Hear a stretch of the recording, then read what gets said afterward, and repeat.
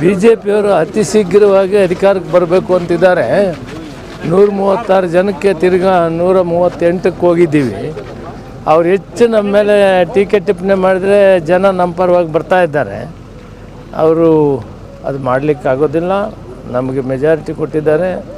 ಆ ಜನರ ಕೆಲಸಗಳನ್ನು ಮಾಡಿದ್ದೀವಿ, ಕೊಟ್ಟಂಥ ಮಾತು ನಿಲ್ಲಿಸ್ಕೊಂಡಿದ್ದೀವಿ, ಗ್ಯಾರಂಟಿಗಳನ್ನು ಕೊಟ್ಟಿದ್ದೇವೆ, ನುಡಿದಂತೆ ನಡೆದಿದ್ದಾರೆ ಮುಖ್ಯಮಂತ್ರಿಗಳು ಮತ್ತು ನಮ್ಮ ಉಪಮುಖ್ಯಮಂತ್ರಿಗಳು.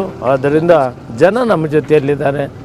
ಅವರು ಪ್ರಜಾಪ್ರಭುತ್ವ ವ್ಯವಸ್ಥೆಯಲ್ಲಿ ಒಂದು ಸಾರಿ ಅಧಿಕಾರ ಕೊಟ್ಟಾಗ ಅದನ್ನು ಪೂರ್ತಿ ಪ್ರಮಾಣದಲ್ಲಿ ಮಾಡೋದಕ್ಕೆ ಅವಕಾಶ ಮಾಡಿಕೊಡಬೇಕು ಮತ್ತು ಅವರು ನಮ್ಮಲ್ಲಿ ಏರುಪೇರುಗಳಿದ್ರೆ, ಅಭಿವೃದ್ಧಿ ಕೆಲಸಗಳಲ್ಲಿ ವ್ಯತ್ಯಾಸ ಇದ್ದರೆ ಅವನ್ನೆಲ್ಲ ನಮಗೆ ಮಾರ್ಗದರ್ಶನ ಕೊಡಲಿ, ಸ್ವಾಗತ ಮಾಡ್ತೀವಿ.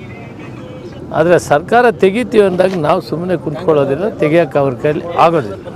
ನೋಡ್ರಿ, ರಚನೆ ಇನ್ನೂ ಇಲ್ಲ ಅಂತ ಮುಖ್ಯಮಂತ್ರಿಗಳು ಹೇಳಿದ್ದಾರೆ.